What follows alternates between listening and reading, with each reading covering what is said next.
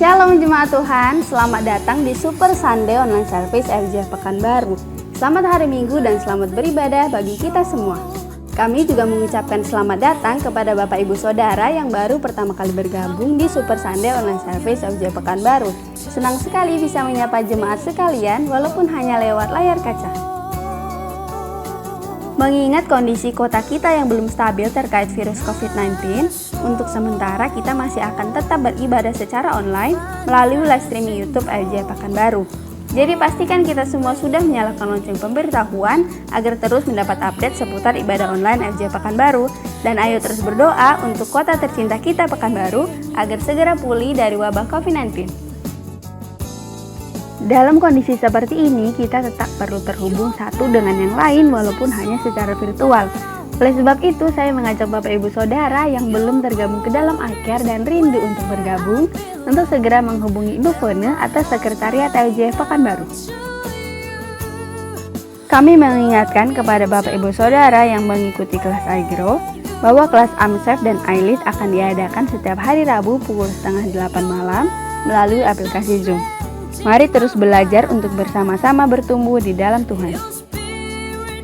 Untuk mendukung operasional gereja AFJ Pekanbaru sebagai rumah kita bersama, Bapak Ibu Saudara dapat memberikan persembahan melalui rekening mandiri atas nama AFJ Pekanbaru atau men-scan barcode yang sudah tersedia, atau dapat mengumpulkan persembahan melalui iCare Leader.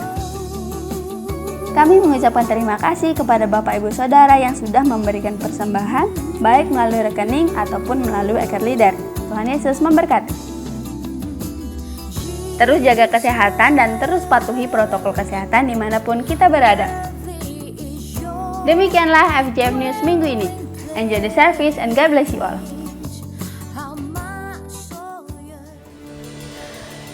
Shalom, selamat pagi Bapak Ibu Saudara di dalam Tuhan. Puji nama Tuhan. Sungguh bersyukur kalau kita boleh kembali bersama-sama beribadah kepada Tuhan pagi hari ini. Sekalipun kita masih secara online, saya percaya kuasa Tuhan, lawatan Tuhan tetap ada di dalam hidup kita. Amin. Mari bersama-sama kita bangkit berdiri, bersama-sama kita berdoa, menyerahkan ibadah kita kepada Tuhan. Bapa di dalam surga, sungguh kami bersyukur untuk penyertaan tangan Tuhan. Kalau kami boleh ada sampai hari ini Tuhan, kami percaya semua karena kebaikan dan kemurahan Tuhan di dalam hidup kami Tuhan. Apapun keadaan kami Tuhan, kondisi kami Tuhan, hari ini Tuhan, pagi hari ini kami mau memutuskan Tuhan untuk membawa ucapan syukur kami kepada Tuhan. Terima kasih Tuhan Yesus, biarlah kiranya Engkau Tuhan yang melawat setiap umat-Mu dimanapun mereka berada Tuhan. Terima kasih Bapa, di dalam nama-Mu kami berdoa dan bersyukur. Mari bersama-sama kita katakan amin. Inilah kabar baik, saya diselamatkan oleh kasih karunia Allah, bukan oleh perbuatan saya dibenarkan, saya diubahkan, dan saya diberkati di dalam Dia. Sekarang saya tahu segala sesuatu terjadi dalam hidup saya untuk kebaikan, karena saya dipanggil sesuai dengan rencananya. Bersama kita hidup untuk kemuliaan Allah. People is our mission, connect with God and make disciples. Haleluya. Mari berikan tepuk tangan bagi Tuhan kita Yesus. Thank you Lord.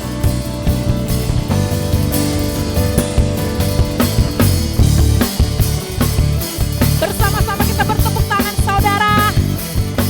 Kita bawa setiap ucapan syukur kita kepada Tuhan Yesus kita. Bersama-sama katakan, tak pernah ku ragu akan kesetiaan-Mu. Kau pegang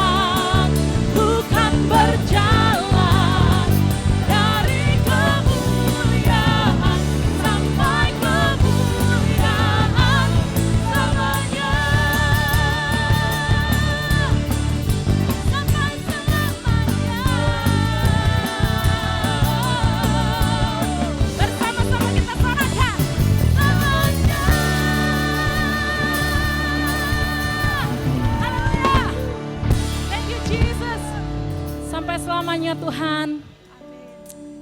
Kami akan tetap berjalan Tuhan, mengiring Engkau Tuhan. Sungguh kami bersyukur Tuhan untuk kasih setia Tuhan di dalam hidup kami. Sungguh besar kasih-Mu Tuhan. Bahkan Tuhan janji-Mu Tuhan yang boleh menguatkan setiap kami Tuhan, yang menguatkan setiap hati kami Tuhan. Terima kasih Tuhan Yesus, sungguh besar setia-Mu Tuhan. Sungguh besar setia-Mu, Kau nyatakan bagiku. Dia Bapa kita saudara.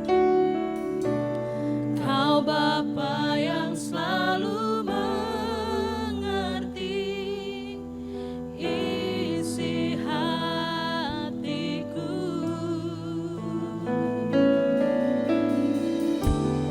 Kemuliaan-Mu Kau janjikan, aku tetap percaya. Mari angkat tanganmu. Percaya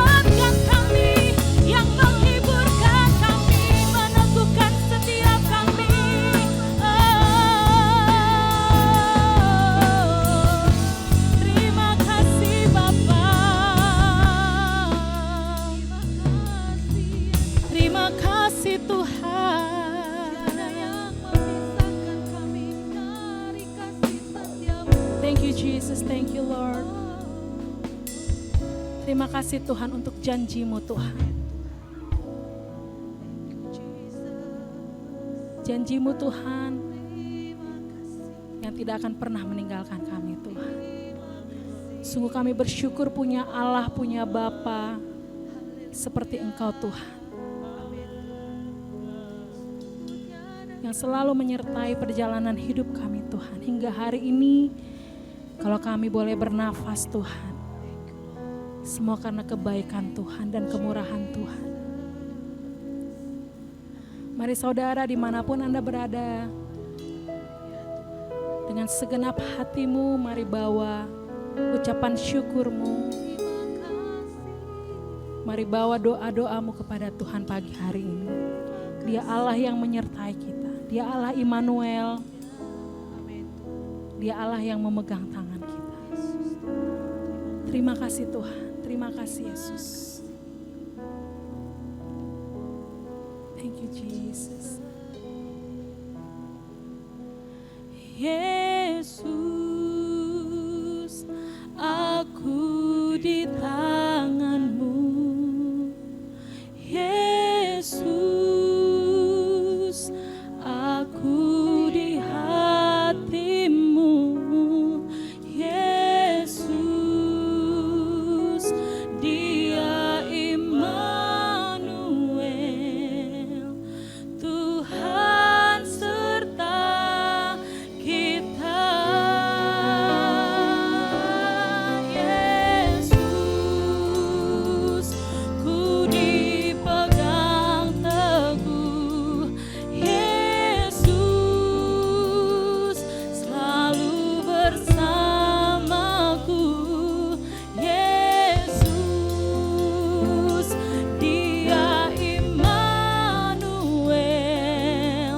Tuhan serta kita.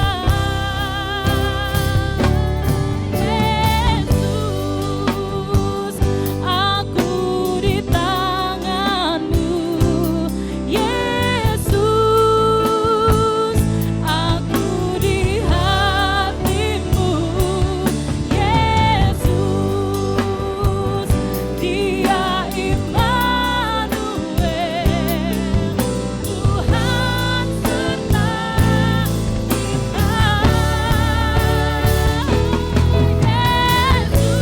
Yesus, ku dipegang teguh. Yesus, selalu bersamaku. Yesus, Dia Immanuel, Tuhan serta kita. Yesus,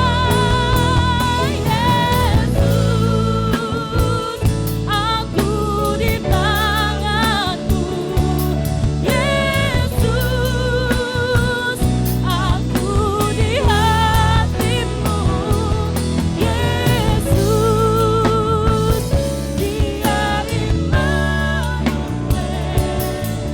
Tuhan serta kita. Yesus, ku dipegang teguh.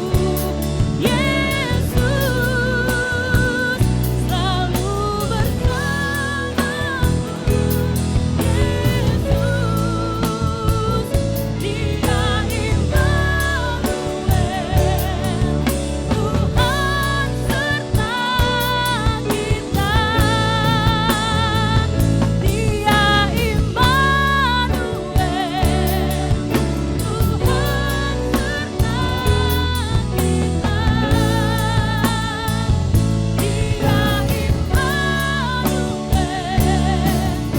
Tuhan serta kita.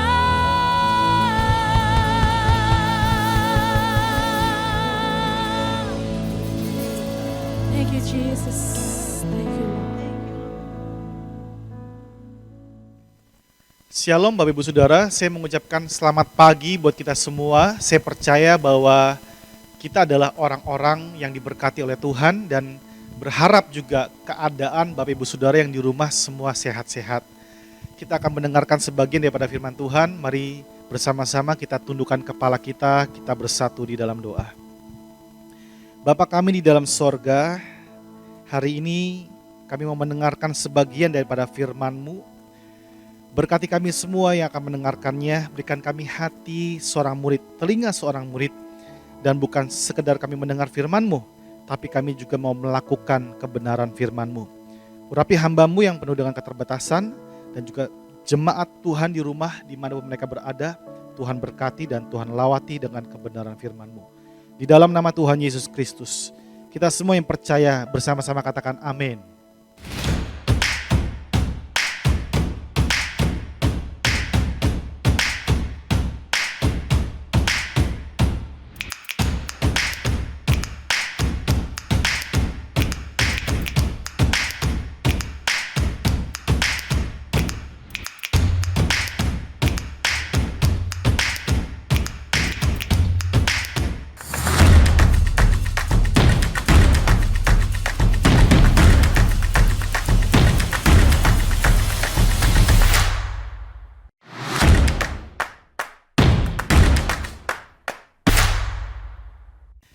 Bapak Ibu Saudara, masih tetap di dalam tema kita Leading Inside Out, yaitu kita belajar bagaimana memimpin dari dalam keluar.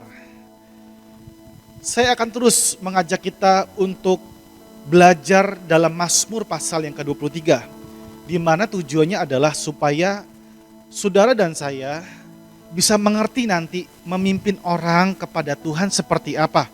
Kita akan belajar dari Gembala Agung kita. Kita akan belajar dari Daud seperti apa dalam Mazmur pasal yang ke-23. Minggu kemarin saya juga sudah bahas tentang Mazmur 23 ini.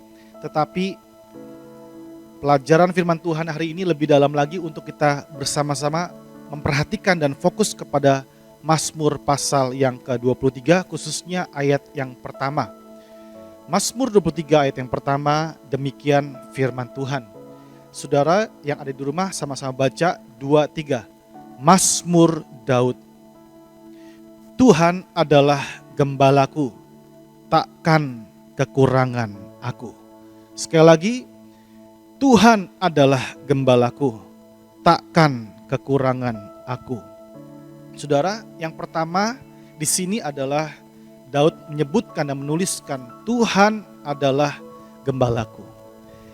Kata Tuhan di dalam terjemahan aslinya Bapak Ibu Saudara dipakai kata Jehovah. Jehovah di dalam perjanjian lama kurang lebih adalah 5.524 kali di dalam perjanjian lama.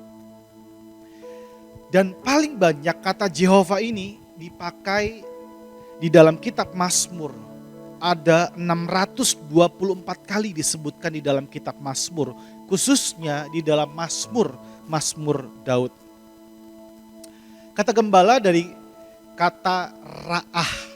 Jadi kalau disambung kata itu, Tuhan adalah gembalaku, Jehovah ra'ah. Tuhan adalah gembalaku. Kalau kita mempelajari bersama kata Jehovah, pertama kali itu ada di dalam Kejadian 2 ayat yang keempat sampai dengan ayat yang kelima. Di situ dikatakan Kejadian 2 ayat yang keempat, demikianlah riwayat langit dan bumi pada waktu diciptakan. Ketika Tuhan Allah menjadikan bumi dan langit. Nah, kata Tuhan di situ dipakai kata Jehovah. Kata yang pertama kali Jehovah muncul di dalam Alkitab. Dan Jehovah itu juga artinya adalah the existing one. Artinya yang sudah ada. Sebelum segala sesuatu ada, Jehovah itu sudah ada. Alkitab juga menuliskan bahwa Tuhan adalah Alfa dan Omega, yang awal dan yang akhir. Saudara, kata Tuhan atau kata Jehovah dimulai dari Kejadian pasal yang kedua, menerangkan kepada setiap kita yang membacanya bahwa Jehovah itu adalah Allah yang menciptakan segala sesuatu dari yang tidak ada menjadi ada. Jehovah adalah Tuhan yang maha agung, maha besar, maha mulia. Keberadaannya sangat jauh dan tidak tergapai oleh manusia. Bapak Ibu Saudara, betapa besarnya kata Jehovah itu. Tetapi Jehovah Allah yang besar itu, di dalam hati dan pikirannya Daud, dia adalah sebagai gembala. Daud berkata, Jehovah Ra'ah, Tuhan yang menciptakan langit dan bumi, yang maha besar, maha mulia, maha kudus, adalah gembalaku. Kalau Daud menyebutkan bahwa Tuhan sebagai gembala, berarti Daud memposisikan atau menempatkan dirinya sebagai domba di hadapan Tuhan. Kalau saudara merenungkan mengapa Daud mengatakan Tuhan adalah gembala dan dia memposisikan dirinya sebagai domba. Mengapa domba? Mengapa tidak ada binatang yang lain? Seperti singa gitu saudara ya. Atau seperti harimau. Tetapi dia memposisikan dirinya sebagai domba. Kalau kita belajar fakta dari domba, domba adalah binatang yang tidak berdaya. Domba itu adalah binatang yang gampang tersesat karena dia tidak bisa membaca arah jalannya. Ada satu artikel Bapak Ibu Saudara, di mana ada 1.500 domba di Turki itu nyebur ke laut. Dari 1.500 domba ya, yang nyebur ke laut, yang selamat cuma 450 domba. Karena ada domba yang jalan gak ada gembalanya, dia jalan aja gitu, yang lainnya ngikutin. Jadi domba itu adalah binatang yang tidak berdaya dan gampang tersesat. Saudara, mari kita ambil pelajaran dari peristiwa ini. Terkadang Bapak Ibu Saudara, kita harus mengakui bahwa kehidupan kita ini seperti domba. Kita butuh gembala yang menuntun langkah hidup kita. Kalau enggak, kita gampang tersesat seperti kawanan domba gitu. Orang, anak-anak Tuhan itu gampang sekali ikut-ikutan. Yang satu ngikut ke sana, semua ngikut aja. Karena itu adalah karakter daripada domba. Di dalam Yesaya 53 ayat yang ke-6 dikatakan gini, kita sekalian sesat seperti domba. Masing-masing kita mengambil jalannya sendiri. Tetapi Tuhan telah menimpakan kepadanya kejahatan kita sekalian.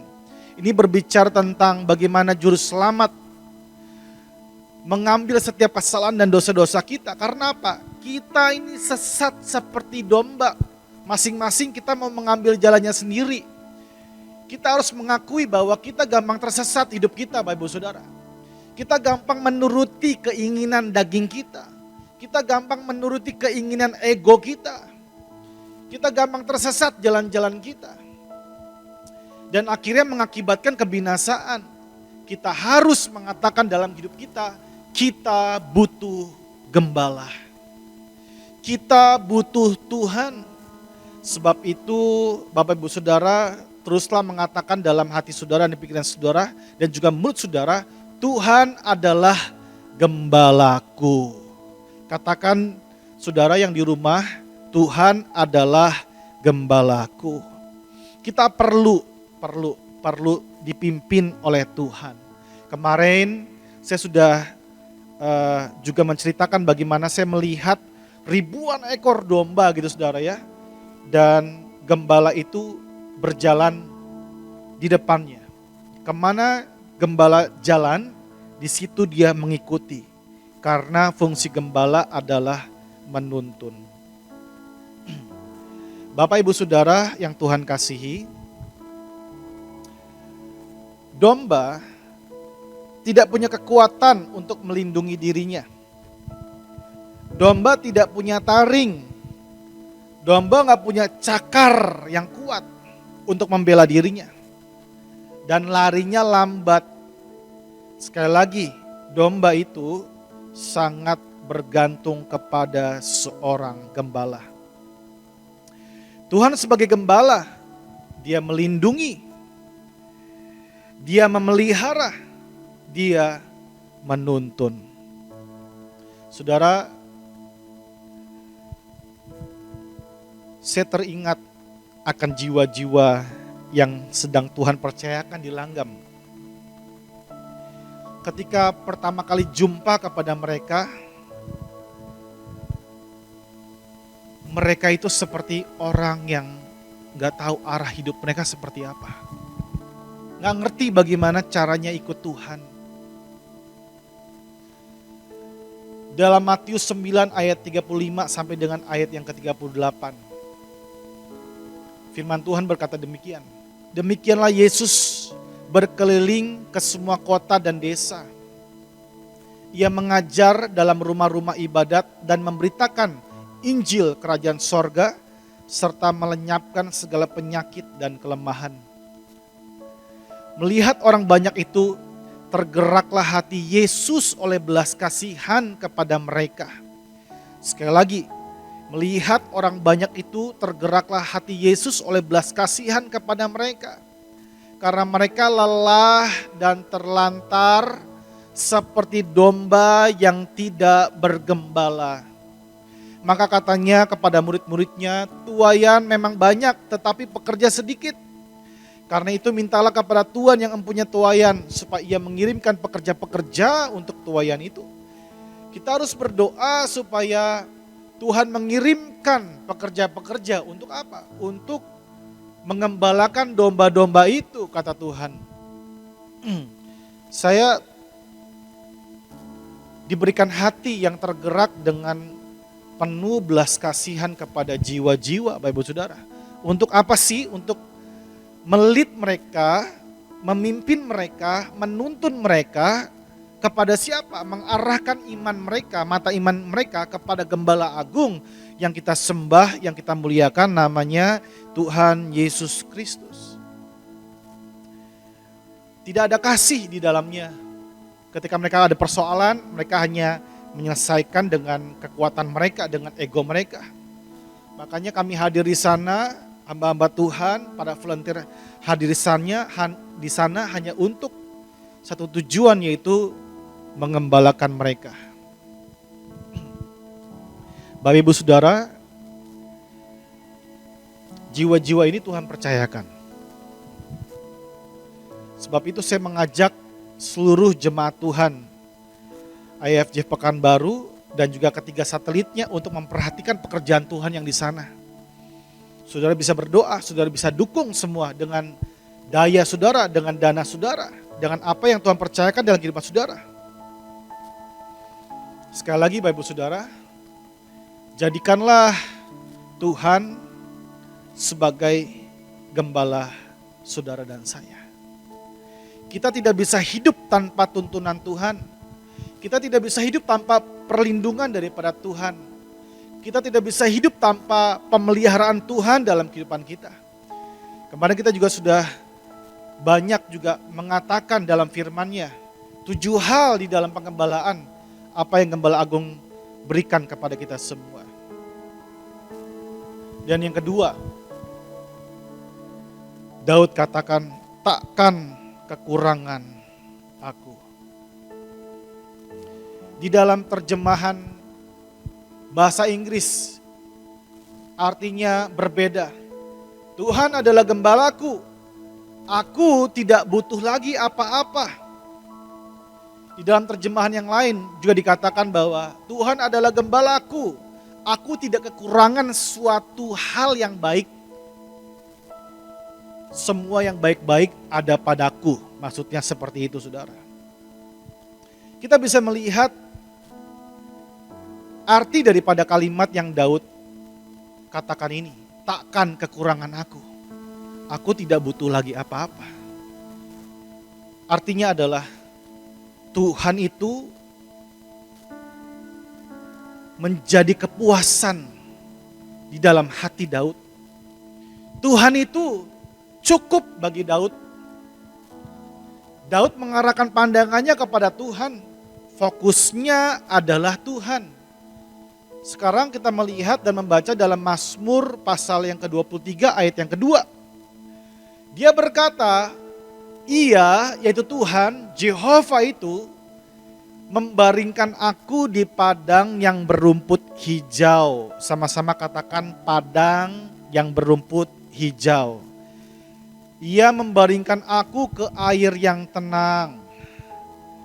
Saudara, padang rumput yang hijau dan air merupakan kebutuhan dari sekelompok domba-domba atau seekor domba.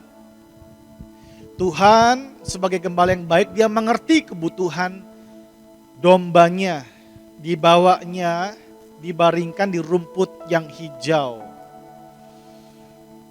Bapak Ibu Saudara, yang saya mau katakan dan kita ambil pelajaran daripada ayat ini adalah begini.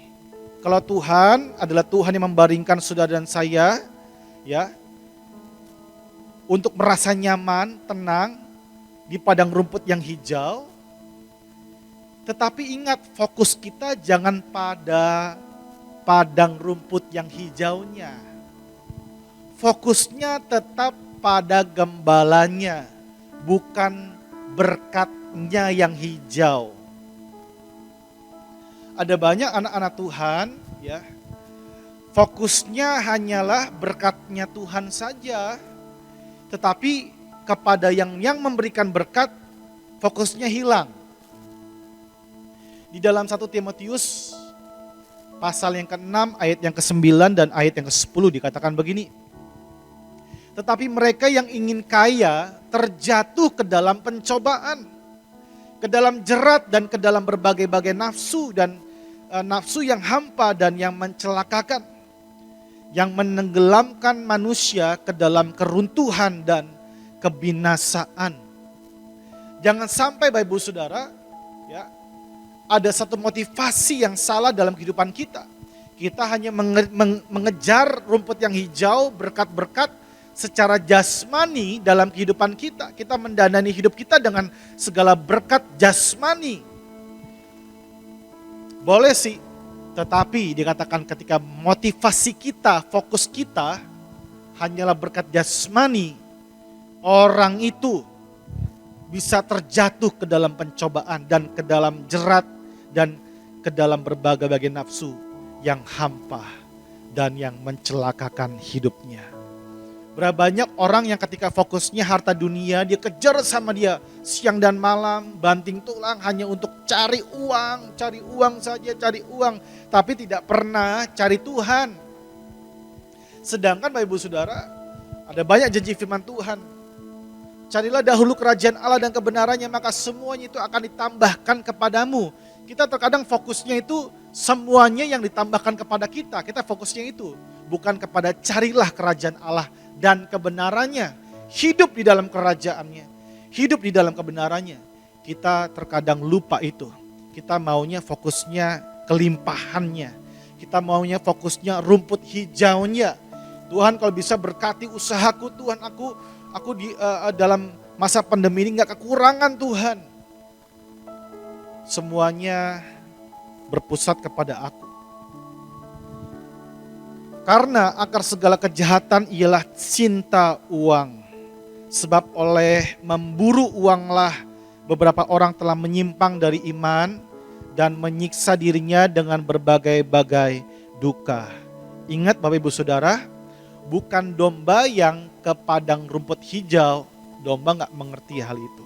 Tapi domba yang mempercayakan gembala untuk memberkati hidupnya dan membawanya ke padang yang hijau. Domba kalau sudah tenang, dia duduk dengan tenang dan dia bisa membaringkan dirinya di padang yang berumput hijau. Bapak Ibu Saudara, kalau hari ini saudara dipercayakan sama Tuhan bekerja di salah satu perusahaan, atau saudara dipercayakan sama Tuhan untuk menjalankan usaha saudara, kerjakan itu dengan sekuat tenaga saudara. Tapi ingat, fokusnya adalah Tuhan yang sebagai gembala. Bukan apa yang di depan mata kita yang harus kita gapai, yang harus kita kejar di situ. Minggu depan kita akan belajar bagaimana seseorang dipuaskan jiwanya ketika dia punya seorang gembala dalam kehidupannya. 1 Timotius pasal 6 ayat 17 dan ayat yang ke-18. Dikatakan begini, peringatkanlah kepada orang-orang kaya di dunia ini agar mereka jangan tinggi hati dan jangan berharap pada sesuatu yang tak tentu seperti kekayaan, melainkan pada Allah yang dalam kekayaannya memberikan kepada kita segala sesuatu untuk dinikmati. Peringatkanlah agar mereka itu berbuat baik, menjadi kaya dalam kebajikan, suka memberi dan membagi. Hari ini Bapak Ibu Saudara, firman Tuhan mengajarkan kepada kita agar kita tidak fokus kepada apa yang kita punya, apa yang kita bisa kejar dalam dunia ini. Karena apa? Berharap pada sesuatu yang tak tentu seperti kekayaan. Lihat harta benda saudara yang ada saat ini yang Tuhan percayakan. Katakan kepada apa yang pernah saudara dapatkan dalam kehidupan saudara, harta kekayaan, itu adalah sesuatu yang tak tentu. Gak tentu. Gak bisa orang memprediksikan bagaimana dunia ini sekarang, seperti apa, ke depan seperti apa, apakah lebih baik, lebih jahat, lebih hancur, gak tahu. Jangan memberikan mata kita kepada sesuatu yang tidak tentu, tapi arahkan mata kita kepada Tuhan yang sebagai gembala. Dikatakan melainkan pada Allah yang dalam kekayaannya memberikan kepada kita segala sesuatu untuk dinikmati. Betapa indahnya saudara, punya sesuatu yang mungkin tidak banyak, saudara bisa nikmati itu. Ada banyak orang bekerja keras, dia banyak mendapati, tapi dia tidak bisa menikmati itu. Karena apa? Dia menikmatinya di luar Tuhan, tapi dia lupa di dalam Tuhan ada satu kekayaan. Yang di dalam kekayaannya, Tuhan memberikan kepada kita segala sesuatu untuk dinikmati. Kita makan sederhana sih, nikmat. Gaji mungkin gak seberapa, saudara. Atur baik-baik rumah tangga saudara. Makan pisang goreng sama istri sama anak, makan gorengan, nikmat. Makan apapun nikmat. Kesehatannya diberkati sama Tuhan. Oh haleluya, itu berkat yang daripada Tuhan. Dan Tuhan katakan begini, kalau ada orang yang mungkin saat ini hartanya banyak, peringatkanlah agar mereka itu berbuat baik, menjadi kaya dalam kebajikan, suka memberi dan membagi. Hari ini apa yang ada pada saudara, mungkin sudah diberkati oleh Tuhan. Sesuai dengan firman Tuhan, suruh diingetin. Mudah-mudahan saudara terus ingat apa yang ada padamu sekarang. Berbuat baik, jangan lupa berbuat baik. Menjadi kaya dalam kebajikan, suka memberi dan membagi. Kalau sudah diberkati dengan harta saat ini, jangan lupa memberi dan membagi. Karena firman-Nya berkata, orang-orang yang demikian, Gembala Agung kita berkata, aku sekali-kali tidak akan membiarkan engkau, dan aku sekali-kali tidak akan meninggalkan engkau. Bapak Ibu Saudara Tuhan kasihi, yang pertama kita belajar, Tuhan adalah gembalaku. Kebergantungan kita seperti seekor domba kepada gembala. Kita gak bisa jalan sendiri, ada banyak bahaya di depan kita. Tidak ada satu yang bisa kita pakai untuk melawan setiap bahaya dalam kehidupan kita. Seperti seekor domba yang gak punya taring, yang gak bisa berlari cepat. Kita butuh perlindungan yang daripada Tuhan. Kita perlu dituntun karena kita gampang tersesat. Kita katakan, Tuhan tuntun langkahku, Tuhan tuntun hidup saya, tuntun keluarga saya Tuhan. Tuntun suami saya, tuntun anak-anak saya Tuhan. Tuntun gerejamu Tuhan, kita perlu gembala. Kebergantungan kepada seorang gembala dalam hati dan pikiran kita. Dan kita berkata, Tuhan adalah gembalaku. Kita butuh seorang gembala. Tuhan adalah gembalaku. Saudara, saya kagum dengan Daud. Dia menceritakan Tuhan adalah gembalaku. Fokusnya adalah Tuhan. Organisasi gereja banyak menyebut ya, dengan nama-nama gembala. Contohnya ada gembala care group, ya, ada gembala sidang, ya, seperti itu. Memang untuk menunjukkan bagaimana kita memimpin, menuntun, dan membimbing orang lain di dalam Tuhan. Saya pernah bertemu dengan seseorang, dia berbicara tentang gerejanya. Gerejanya besar. Besar dari mana? Dari gedungnya dan jumlahnya yang banyak, jemaatnya gitu. Ketika saya duduk, yang dia ngomongin Bapak Ibu Saudara cuman gembalanya aja tuh, gembala sidangnya. Oh gembala saya begini, gembala saya begini. Kehebatan dan keberhasilan, kesuksesan gembala sidangnya. Tetapi saya tidak mendengar dia sedang berkata tentang Tuhan yang adalah gembalanya. Dia lupa di atas gembala sidangnya ada Tuhan, gembala yang baik. Kita boleh kagum sih, kita boleh diberkati dengan seorang gembala. Kita diberkati dengan pengajarannya, ya. Kita diberkati dengan kehidupannya, teladan. Hormati, ya. Hormati. Tetapi saya mengajak Bapak Ibu Saudara, kagumi Tuhan yang adalah gembala saudara. Dia menuntun, melindungi, dan memelihara saudara. Oleh karena kita menjadikan Tuhan yang adalah gembala, maka dampaknya, akibatnya adalah hidup kita selalu terpuaskan di dalam Tuhan. Karena fokus kita adalah Tuhan. Kita akan berkata, takkan kekurangan aku. Karena kepuasan dalam batin dan pikiran kita, kita berkata, kalau Tuhan ada dalam hidupku, kalau Tuhan menjadi gembalaku, itu sudah cukup bagi aku. Terpujilah nama Tuhan. Tundukkan kepala kita, kita berdoa bersama-sama. Bapa di sorga, kami terus memusatkan perhatian kami kepada Gembala agung kami. Yang disebutkan dalam Mazmur pasal 23 ini, Tuhan adalah gembalaku, takkan kekurangan aku. Kami belajar dan setiap hari biarlah kami mengatakan bahwa kami perlu Engkau Tuhan sebagai gembala dalam kehidupan kami. Dan yang kedua, kami juga belajar kami tidak fokus kepada padang rumput yang hijau berkat-berkat Tuhan dalam kehidupan kami, tapi kami tetap fokusnya kepada Tuhan saja yang memberkati kehidupan kami. Dan Tuhan itu cukup bagi kami sebagai domba-dombamu, takkan kekurangan aku.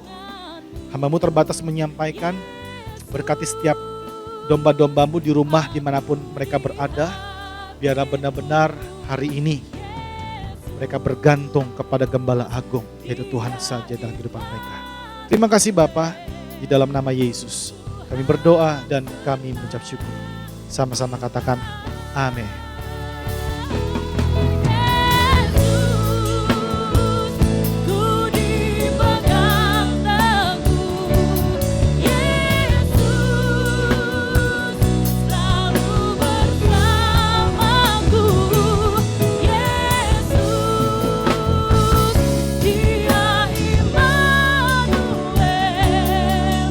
Tuhan serta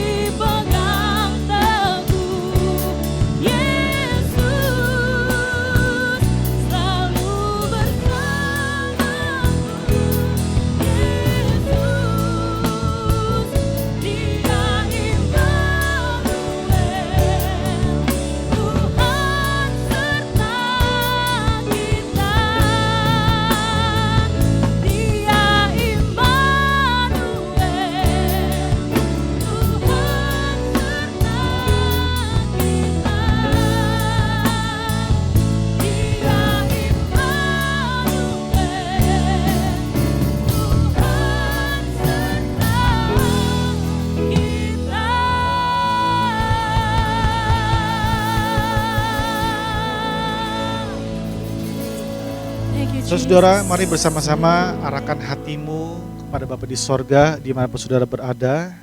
Angkat tanganmu dan terimalah berkat yang daripada Tuhan.